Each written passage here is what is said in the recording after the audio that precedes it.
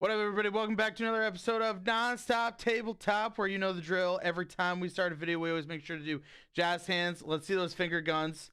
Come on, I want to see those finger guns. Oh, you got me good there, buddy. And whatever you want to do, make sure to do that right to get us started. And as always, before we really jump into the topic for today, make sure to hit the like, comment, subscribe buttons. Truly would appreciate it. Helps out the channel a lot. Last thing is, check out Guy's Cradle. He's Providence. Get all your gaming needs. Thank you. Sure. Anyway, jumping straight on into it. Just jumping right on in.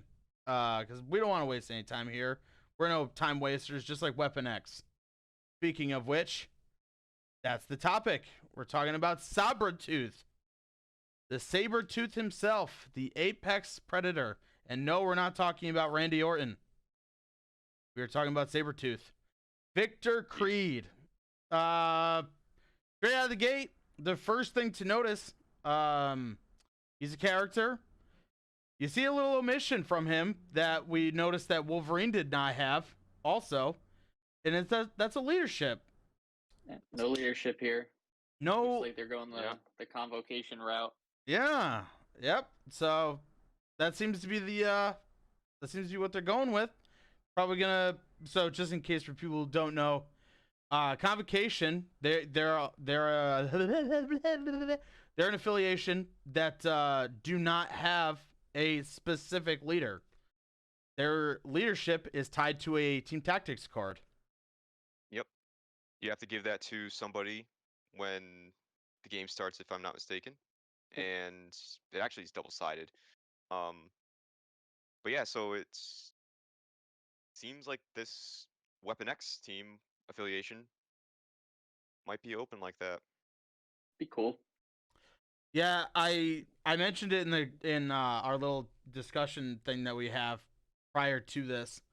It just seems like that'd be a neat idea for them to be like, oh, Stryker is calling the shots, sending them on the mission, and be like, all right, you're gonna be listening to Wolverine today, or you're gonna be listening to Sabretooth today. That's my guess, and you get to choose whoever is. Yeah, I could see that. That means Probably being like the card art or something. That means that Deadpool obviously will finally get the leadership that he deserves. True. Currently, he's sitting on what, X-Force and Avengers, I think, are the only two teams he's on. Mm-hmm.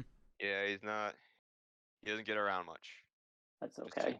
Yeah, and speaking of getting around much, though, Weapon X is looking pretty good on that front. Yeah, Yeah, it's just so right out of the gate. Like, move in and these kill. two with between Sabretooth and Wolverine. Yeah, they got pretty good amount of movement and gap closing abilities. yeah, it's a little crazy. So Sabretooth has 4-3-4 defenses with 7 health as a 4 threat, and he can move medium. And he's size 3, which I think is, I don't know if the other Sabretooth is size 3. I haven't really looked at him. I think he is. But, I think 3's. Giving him size 3 makes his primal pounce even more like potent. Yeah. Because now he's hitting for 4 damage just by moving himself medium, essentially. Yeah, is there anybody else that Juggernaut does that, right? He or does he throw that himself? Throws himself. Yeah, I don't know if it's Gamora has that. Black Green Panther Goblin has that. Green Goblin. Yep, Green Goblin on his injured side has the ram. Yep. Not a ton though. Not a ton. And I like that he just has access to it. I initially read his builder and I was like, oh, that seems fine for a 4 threat. I was like, it's 5 dice. Kind of sucks. And range 2. But it's got Pierce and Bleed, so you roll 1 wild and you're grabbing both of those things at once, which is pretty badass. But not only that, you can make it you can make it 8 dice. An 8 dice builder for a 4 threat character, which, you know, is granted, you know, you got to spend 4 power to do it, but with a character like this, what else are you going to be spending the power on? Yeah, plus Pierce on a builder is just really strong because it's not guaranteeing you get a damage through, but it increases your chance of at least getting an energy return on your attack. Yeah. And bleed is always just a pain to have on your character.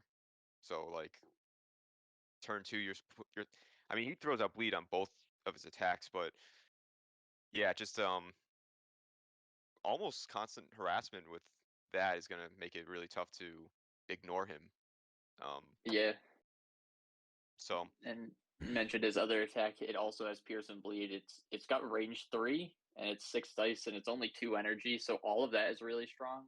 And it gets to place him within one of the target character after the attack is resolved.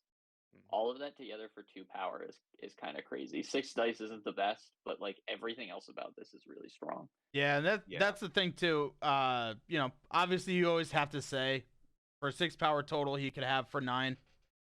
Something like Which that, is you know, a pretty good spender too, it's pretty good. to be honest. And that's so far, you know, obviously between the two. And plus, you have to take into account, like, Deadpool's definitely going to be on the team. Laura Bailey's definitely going to be on the X-23. Sorry, I'm a nerd. X-23 is definitely going to be on the team. It would only make sense for Gabby to be on the team, also. Yeah, that'd be stupid of her not to. They're gonna be throwing bleeds all around. I think Blade might be a funny flex spot for this team. Does yeah. Oh yeah, I guess because the Midnight Suns leadership doesn't have anything to do with Bleed, is it? That one's just they place themselves within 1 of where they are. That's what it is. Yeah. Okay. It's a mini teleport. It's really strong, but Yeah, only Blade himself really has that whole bleed thing where what is it exactly? He gets power per he gets a power and removes 1 damage for each other character within 2 that has bleed. Yep. So he could Sabretooth and Wolverine bouncing around the board, placing themselves and giving people bleed, and then Blade just moves into the middle. He's like, grabs his little straw and it's like your blood. It's all vampire. I see you bleeding there. Classic vampire. Classic. That is exact. Can Groot bleed? Is Groot immune to bleed? He can bleed, I believe. Oh, that's all right. That's the best kind of blood. The old tree sap. He's got that maple syrup. That's my favorite kind of blood.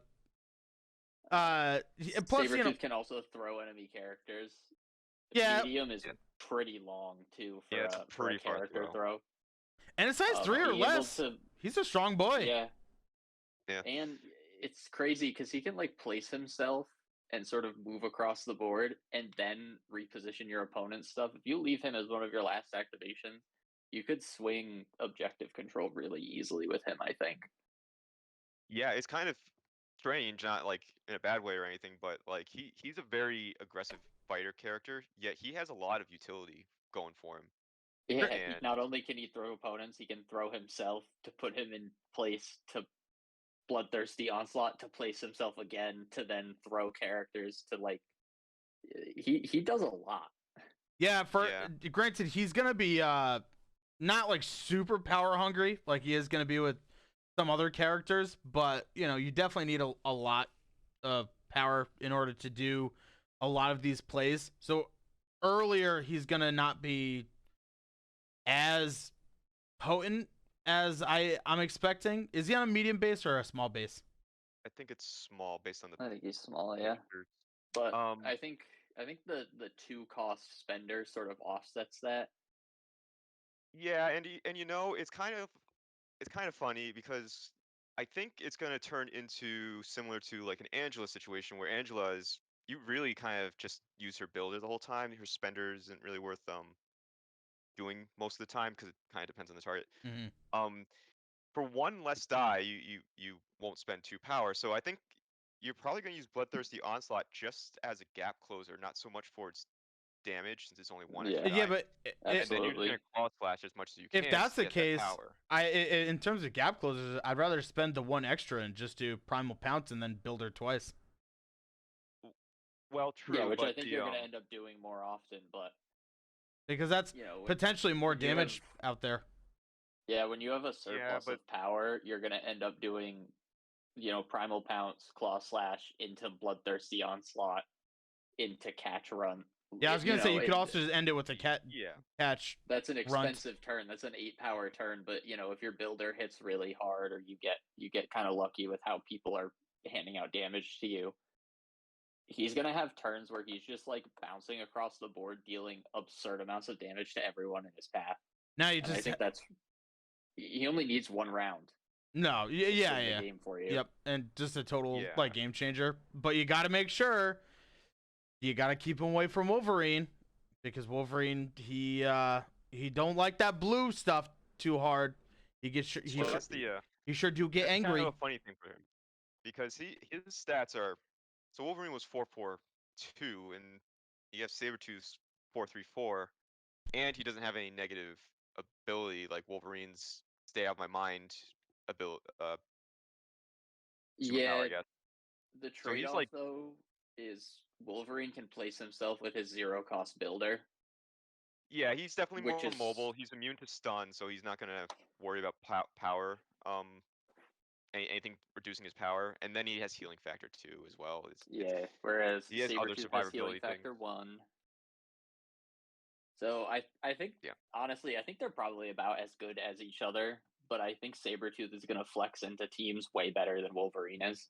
Well, yeah, because Yeah, I agree. Sabretooth doesn't have any like bad negatives. I'm sure he's got Yeah. negatives that I'm just not seeing.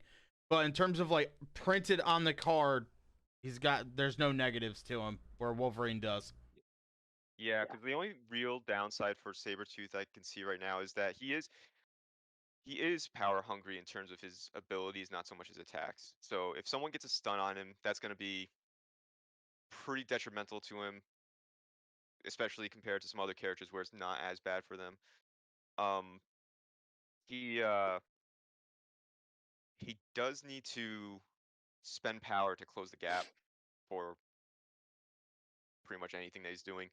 Um, though he's not going to be too bad because he does have that medium movement, but it is going to. I can see like turn 2, you're definitely going to probably want to spend if it's saying you didn't do any power gain, anything extra. You gained 1 power for round 1, gain 1 power for round 2.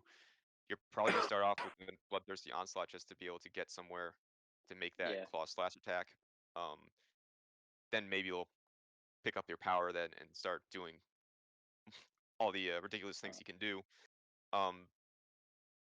But yeah, so there is a little bit of a weakness there. You just have to really plan a bit to play him right and try to get that power flowing correctly.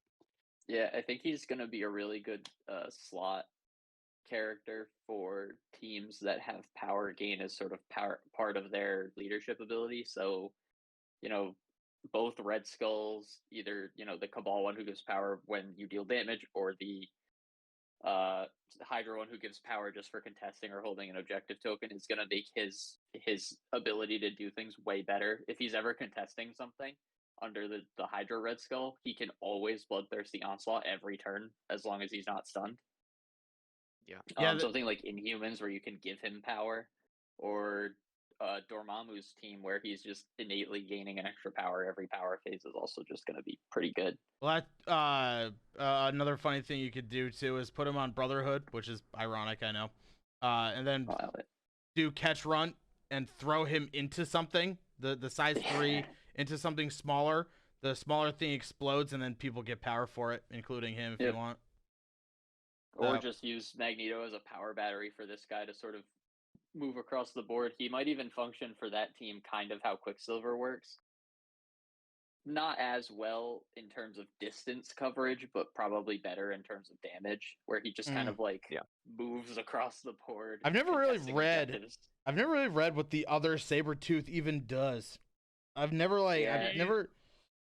He's kind of light on things. Man, he is light. It's kind of a similar issue to the old Wolverine.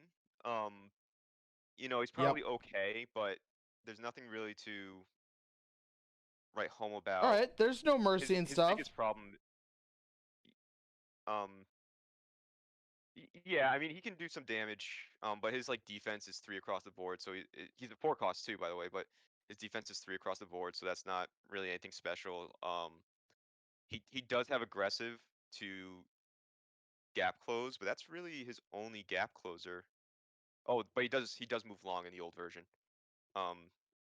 Yeah, so I still think but his both attacks are 2 range, so that's kind of this is the better Sabretooth. Definitely better. It's not even a competition.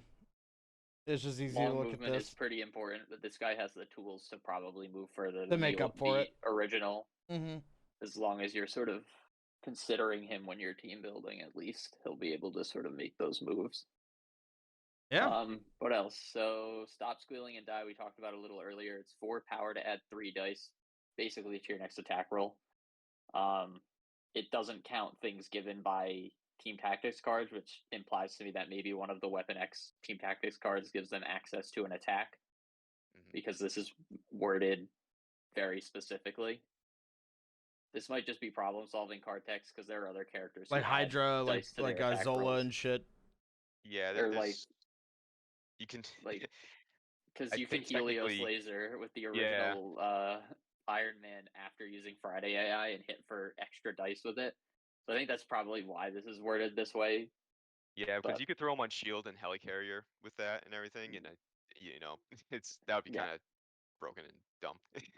but Yeah, hopefully he this isn't just problem yep, that's good. solving, and maybe it's giving us a little hint as to what's to come for the Weapon X cards. We're getting 6, I believe, Yeah. in their pack. Now with what we've seen, here's hoping none of them are reprints. Like Yeah, Blobs Yeah, was. for Blob and Pyro. Mm. yeah, I'm kind of okay with them doing reprints, but it kind of stinks when that's like a pack of 3 and like one of those is a reprint that if you have the core set, you have. Yep, and the other one is Leapfrog.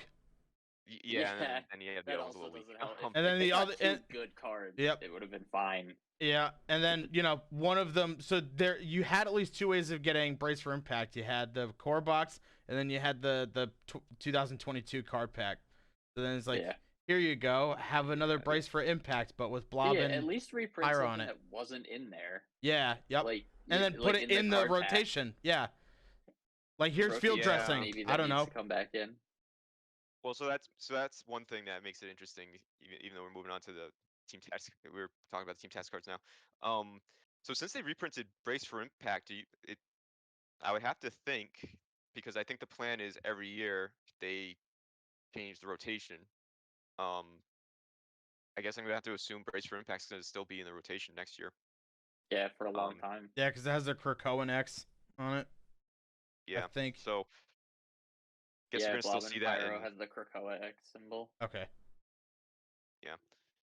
Yeah. So I guess we're gonna see that for a while still. I was kind of hoping that maybe they would take out some of these staple cards just to mix things up, because you know Brace for Yeah, Impact's almost like a must take just in case. I'm sort of on the opposite end. I kind of wish that they weren't taking so many out, because some teams are just so much better equipped on the team tactics side than others. Like, Yeah, Shield.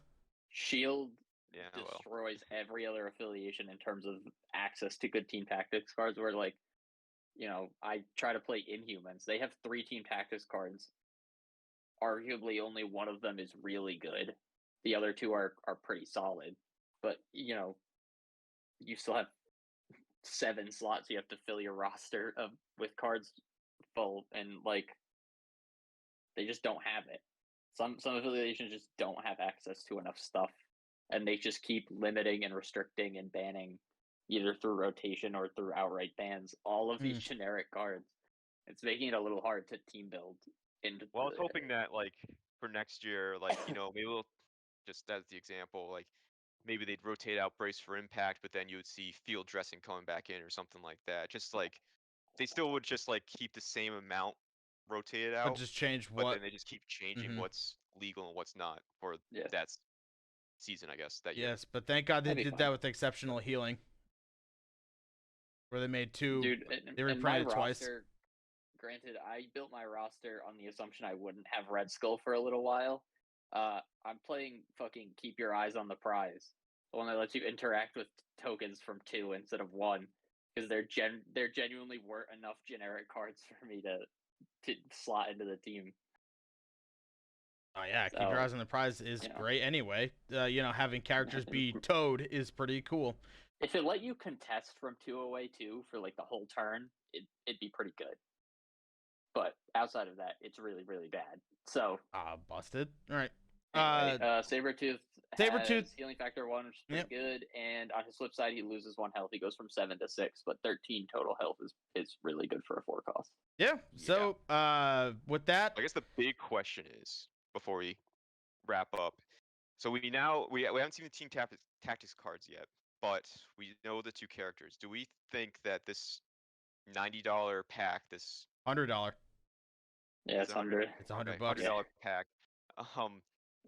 I don't know I forgot exactly what they called them. There's a special name for them, but this $100 diorama pack.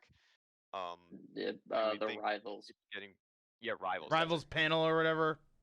Yeah. So do we think that this is turning into something that's worth it? I mean, are these if you really like Weapon like... X, yeah, because I'm gonna get it. Yes. Well, I'm thinking kind of like it's scummy that it's paywalled by such a high price, but up front, without knowing who may randomly get thrown in the affiliation, Ben talked about Omega Red possibly being in there, which would be cool. And we don't know exactly which affiliations Sabretooth and Wolverine are going to be included in outside of Weapon X because of where they fit. We don't really know. Yeah, we don't know if Wolverine will be on X-Men or Sabretooth will be on Brotherhood. If they are, this pack has a lot more value than if they don't, because these are both just better versions of the old Wolverine and Sabretooth. So, if they fill in those slots on teams, like I doubt Wolverine will be on Avengers, but if he's on X-Men, that's a pretty good 4 cost for X-Men to play around with. Same with Sabretooth on Brotherhood. They already run a little high cost. Bringing Sabretooth instead of Scarlet Witch or Juggernaut to sort of lower your point cost without having to bring Toad could be pretty good. Yep. And if their team tactic cards ends up pretty good, this could end up being maybe not worth $100 in the sense that you're gonna feel really good paying $100 for it. But must buy almost, like not if the affiliation, if you want to be really competitive. Yeah, if you really like this affiliation or the affiliations they go into, you're probably not going to regret buying this at 100. The diorama is probably going to clutter your house, though. Yeah, well, at least it can go on. And you get a motorcycle. You do get a motorcycle, and I guess at least this terrain piece is a little less obstructive than the Doc Ock and Spider-Man one, where it's like this weirdly built platform. Yeah, it's field. Like this is like a bunker. Yeah, this thing's an actual terrain piece. Table, and you're like, yeah, that's on the table. The Doc Ock one, it was like supposed to be like a floor on like a building. So then like you put it on the table, and it's like just on the street. It's like you couldn't really. You couldn't do anything with it. It was weird. Yeah. So. All right. So guys, what do you think of Sabretooth? Thumbs up, thumbs in the middle, or thumbs down? Ryan's thumbs up for me. I'm very excited for this one, actually. Thumbs up. I think he is a pretty good improvement over his last version, and I think he has a place on teams outside of his affiliation. Yep. Big 2 thumbs up for me, actually. I think he's great. Fun character. That's all I want. I want the character to just be fun. Especially because I really like Weapon X, and I really like Wolverine and all that stuff. So, for me, I'm getting what I want. And to go off of what Ryan said, I'm gonna get it, and I'll be very happy with my purchase. Now it's just fill out the team. I'm probably just gonna put Omega Red in it anyway, just because I really like Omega Red and I want to use them. Yeah, just for fun. I've never used him before, and I've owned him for a bit, so might as well time to use them. A lot of bleeds, a lot of poisons. Just total annoyance on the board and just constant movement and like so much stuff you could do. But all right, guys, let us know what you think of Sabretooth, Wolverine, and the whole pack as a whole. If you think the 100's too much, we totally get it, but let us know why you don't like it in the comments below. Make sure to subscribe, make sure to like and do all that typical thing. Hit the bell, do whatever you want. As long as you support us, it helps. And as always, what were you about to say? I was just agreeing with you. Oh, true. See, look at that. Great minds think alike. Everyone knows we do like seeing comments. We do like responding to the comments. It's always great to hear from other people what their opinions are. We're kind of sheltered. Especially that one Champions comment that said Taskmaster. He's my favorite. This is Brayden. All right, guys. Love it. Always make sure to roll the crits, and I promise you will never lose ever. Peace out, guys. We love you very much. Bye.